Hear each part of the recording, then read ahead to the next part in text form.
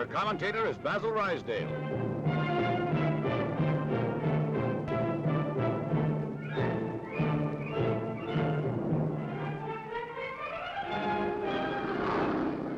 June 21st, 1941.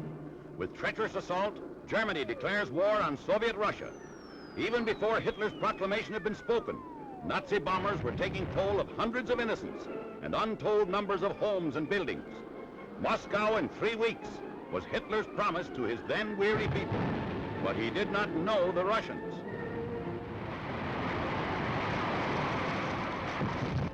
With lightning-like speed, the Red Army assembled and went into action. Its men and its tanks were ready to fight the greatest defensive battle the world has ever known.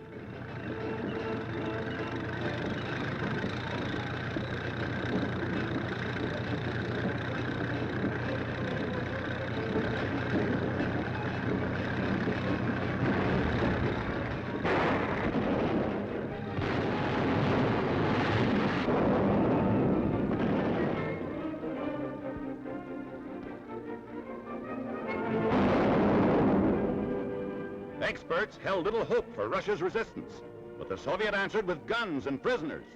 Prisoners amazed at the Red Army fury. Prisoners disillusioned and weary. Every man, woman, and child in Russia joined in the fight. In the Urals, women manned the munition factory machines, doing the work of their men who had left to face the foe. And they looked ahead, for Russian winters are bitter, and troops must keep on the move. Skis were cut, shaped, and made ready. Tanks reconditioned for more duty.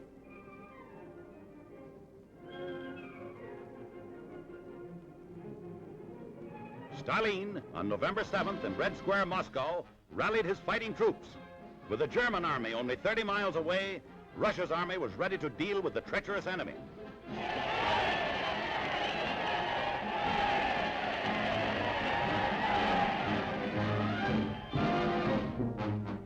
From Red Square to the battlefront, that was the order of the day.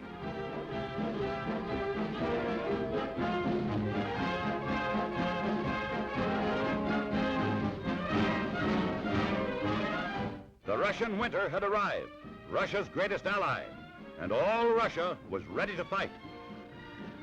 The Germans had been stopped and hurled back. They had lost their first great battles of the war.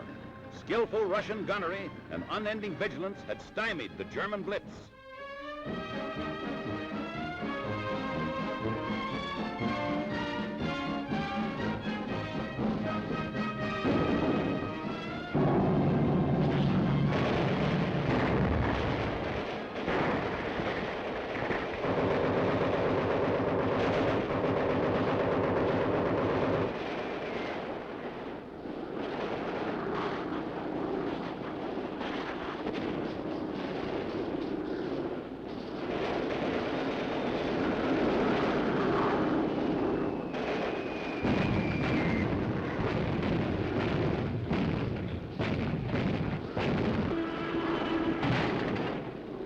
Expert marksmen, these Soviet fighters, and here is evidence of their great skill in anti-aircraft fire. Russia's soldiers know that bitter winter warfare is just old-fashioned warfare. They understand camouflage. They have the will to fight. Here the fateful and incredible parallel to the Napoleonic campaign occurred. Here the Nazi spearhead that had taken Rostov and forced it to flee for safety was broken.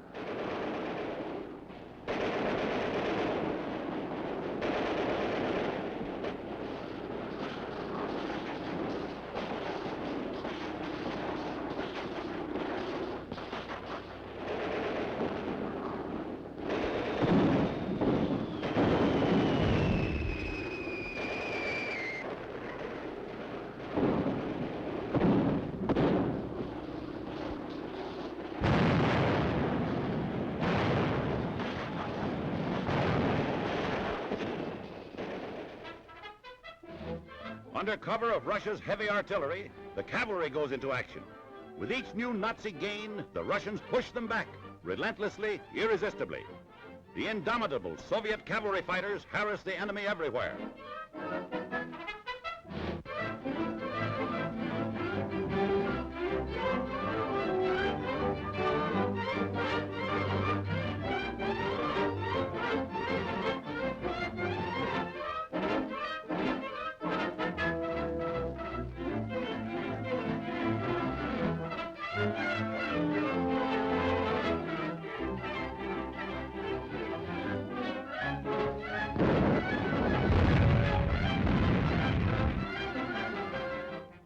While the Luftwaffe is grounded, the Soviet Air Force, manned by skilled fighter pilots, joins the great defensive.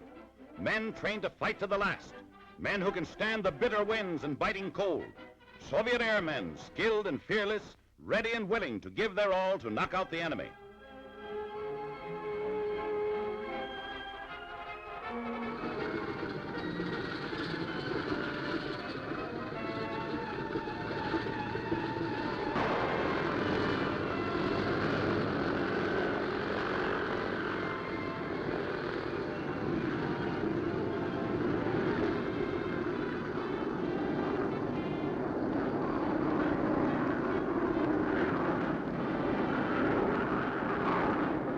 German tank road is sighted, but it soon will be a useless jumble of shell holes and blasted terrain.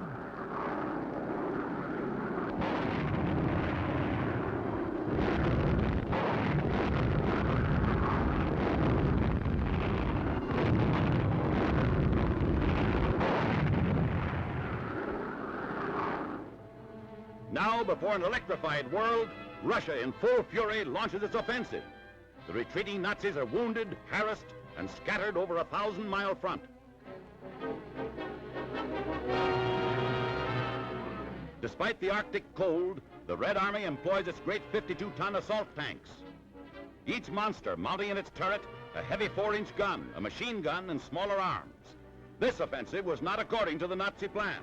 Russia was prepared to meet the threat and tear it to beaten bits.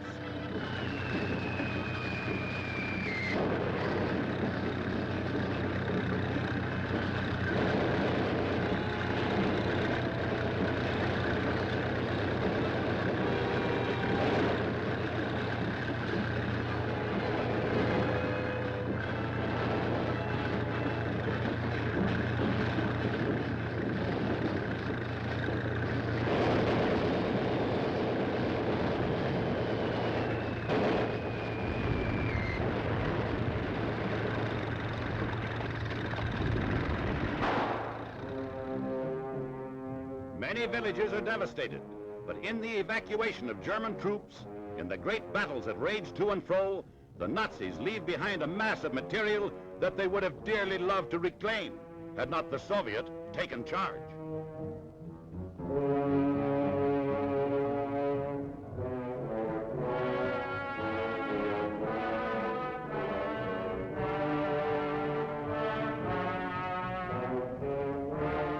Prisoners, ill-clad for 30 degrees below zero, hungry, frozen.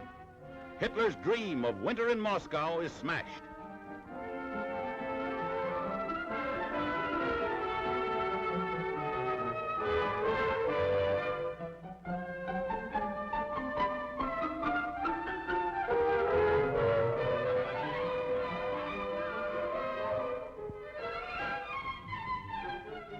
Forlorn and bewildered, captured Nazi troops now await the command of their victors.